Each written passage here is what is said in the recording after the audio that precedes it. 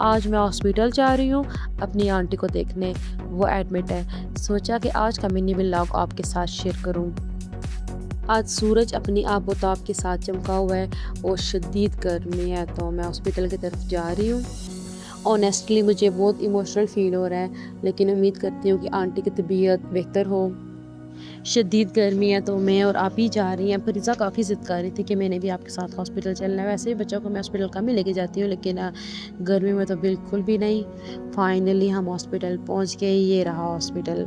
जो रिसेप्शन है वो बेसमेंट में था, तो दैट्स वाई हम सबसे पहले बेसमेंट में गए हॉस्पिटल के। फाइनली हम हॉस्पिटल के अंदर एंटर हो गई और एंटर होते ही बहुत सुकून मिला, क्योंकि हमने पसीना पसीना हुई थी, गर्मी थी बहुत ज़्यादा और हम आए भी चल के या वॉक करके। तो वहाँ हॉस्पिटल के अंदर का माहौल काफ़ी अच्छा था। माहौल मीन्स कि वहाँ एसी लगे हुए थे और काफ़ी वाइट था हॉस्पिटल। हॉस्पिटल के अंदर एंटर हुई तो सबसे पहले नज़र मेरी मेडिकल स्टोर में पड़ी, जो काफ़ी ज़्यादा बड़ा था और तकरीबन वहाँ हर किस्म की मेडिसिन्स मौजूद थी।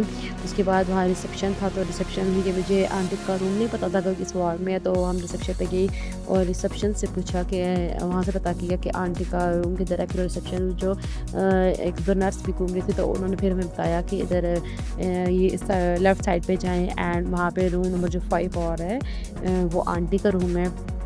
जब रूम नंबर 5 में एंटर हुई तो वहाँ तो सारे बेड्स खाली थे और कोई भी पेशेंट नहीं था। तो मैंने कहा ये क्या, रिसेप्शन वाली तो कह रही थी नर्स भी और रिसेप्शन वाली भी कि वो रूम नंबर 5 में है। तो मैं अगेन रिसेप्शन पे ये एंड उनको ये बात बोली, तो वो कहती है सॉरी, आज हमने उनको रूम नंबर 4 में शिफ्ट कर दिया है। फिर मैं और आप ही रूम नंबर 4 में गए, तो फाइनली हम वहाँ पे हाला से मिली। हाला को काफ़ी ज़्यादा रिकवर हुई थी। हाला को पल्स ऑक्सीमीटर ऑक्सीजन वगैरह लगा हुआ था, लेकिन यह था कि काफ़ी ज़्यादा रिकवर कर गई थी। एंड वहाँ पे मेरी मामा भी थी, 2 दिन से मामा भी हाला के साथ हॉस्पिटल में थी। तो फिर मैं अपनी मामा से भी मिली कि 2 दिन से मेरी मामा से भी बिछड़ी हुई थी। रूम में एसी लगा हुआ था, जिसकी वजह से रूम में काफ़ी ठंडक थी और सुकून महसूस हो रहा था। और अल्लाह का शुक्र है कि आंटी काफ़ी रिकवर कर गई थी, काफ़ी बेहतर थी।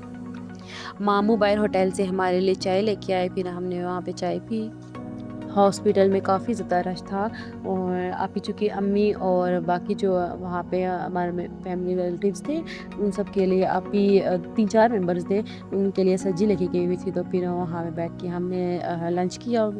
तकरीबन 1 घंटे बाद हम हॉस्पिटल से चले गए। जब हॉस्पिटल से बाहर निकली तो मुझे और अभी को यही था कि हमें कोई रिक्शा मिल जाए, क्योंकि गर्मी बहुत ज़्यादा है, तो हम रिक्शे में बैठ के घर चले जाएँ, क्योंकि आते हुए हम पैदल आई हैं तो बहुत ज़्यादा गर्मी लगी है। तो लेकिन हमें रिक्शा आगे पीछे बहुत देखा, लेकिन हमें कोई रिक्शा नज़र नहीं आया। जस्ट गाड़ियाँ उन्हीं लोगों की थी जो जिन लोगों ने अपनी थी या फिर जो बुकिंग करके लेके आए हुए थे। फिर हम फाइनली हम पैदल चल के गए घर। घर पहुंची तो थोड़ी देर रेस्ट किया और तकरीबन आधा घंटा सो गई। उसके बाद शाम मगरिब का टाइम खाने स्टार्ट किए, और क्योंकि मुझे तो बिल्कुल भूख नहीं थी, लेकिन बाकी घर वालों के लिए, भाई वगैरह के लिए खाना बनाना था, तो फिर मैंने चिकन करेले बनाना स्टार्ट कर दी, क्योंकि वो चिकन करेले ऐसी डिश है क्योंकि हमारे घर में सबको पसंद है।